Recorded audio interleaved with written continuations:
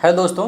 तो आज हम लोग आज हम लोग करेंगे गंगा यमुना के मैदान के क्षेत्र। ठीक है, जैसे इसके पहले हम लोगों ने देखा था भाबर और तराई के क्षेत्र देखे थे।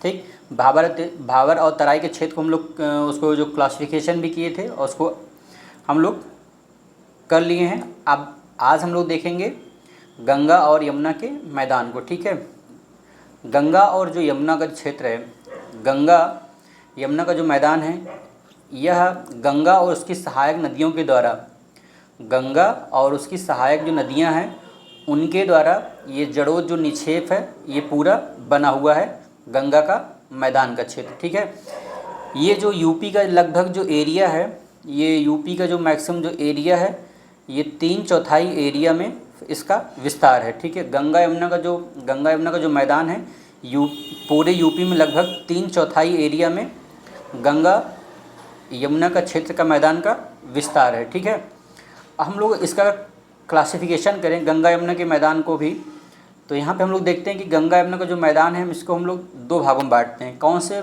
खादर क्षेत्र और बांगर क्षेत्र। कौन से? खादर क्षेत्र और बांगर क्षेत्र। ठीक है, इसके पहले हम लोगों ने क्या देखा था? भाबर और तराई क्षेत्र। भाबर और तराई क्षेत्र देखे थे। ठीक, तो यहाँ पर हम लोग खादर क्षेत्र और बांगर क्षेत्र देखेंगे। ठीक है, ये किसके भाग हैं? गंगा यमुना के भाग हैं। ठीक, और यहाँ पर अगर हम लोग बात करेंगे जो उपजाऊ जो मैदानी जो क्षेत्र हैं, उपजाऊ मैदानी क्षेत्र और राज्य के भौगोलिक क्षेत्र के लगभग 3/4 हिस्से में फैला हुआ है या कवर करता है। ठीक है, गंगा यमुना का मैदान।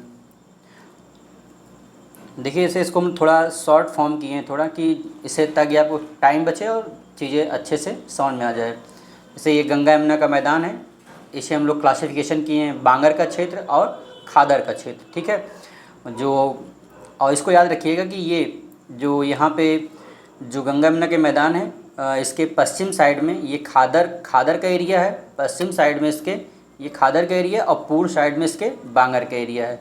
ठीक है, ये याद रखिएगा। और इसके आगे हम लोग देखते हैं, जैसे ये हमारा क्या है, ये खादर क्षेत्र है, बांगर क्षेत्र है और ये खादर क्षेत्र। ये जो बांगर क्षेत्र है ये पुराने जड़ोद मैदान होते हैं। बांगर क्षेत्र हैं ये पुराने जड़ोद के मैदान होते हैं और ये थोड़ा ऊंचे इलाके होते हैं। ठीक है, ये थोड़ा ऊंचे होते हैं और बाढ़ का पानी यहाँ नहीं पहुँचता है।